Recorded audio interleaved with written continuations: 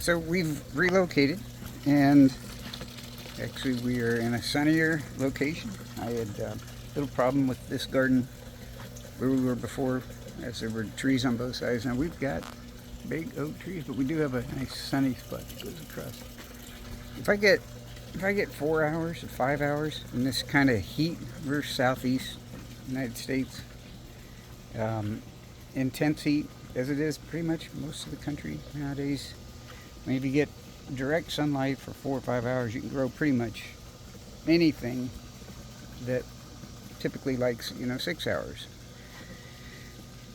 I don't think 6 hours is necessary. We'll get plenty of fruit and get tomatoes from here and lots of green leafies without over exhausting the metabolic requirements of the plants with too much sun. We're doing seedlings. Have this set up where I'm just basically on a platform.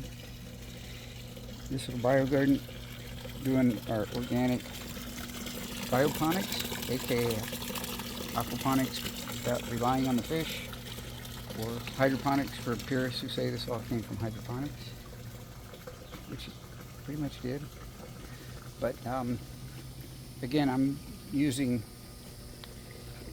extraction systems, basically anaerobic digestion,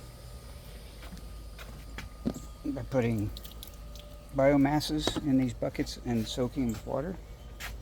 What's pretty cool here is I collect water from the air conditioner condensate, which is really the best water around the house, because it's basically distilled out nutrients, all minerals.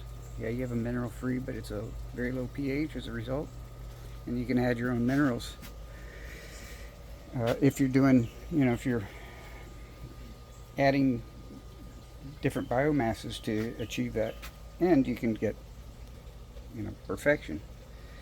So these plants are being fed from this digestate, and this digestate, I take that liquid and just pour it and just dilute it in 3 or 4 parts of water and add it to these pots. Don't even need to filter it. Until there's a lot of biomass building up in the beds, I'm putting that also directly in these aggregate troughs. Too much and you'll build up a lot of biofilm underneath, and the water won't percolate as well. But it needs a good sort of sink of nourishment, be that colonized microorganisms and detritus. Then you've got a very fertile substrate.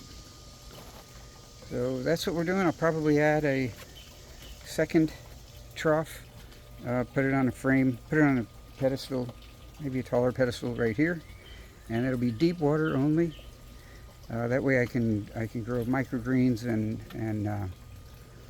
wheatgrass and that sort of thing. So yeah, and even lettuces. Like, I've got some videos, if you look back at the earlier years, like 10 years ago, doing, or actually more recently, more like 7 years ago, growing basil in my front garden in a half pipe trough,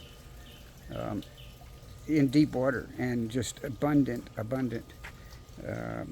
production of basil. It completely filled the trough and was very dense, and it was just a joy to grow. So yeah, just deep water works awesome. These heavy-rooted, deep-rooted plants do better in the aggregate, like the tomatoes.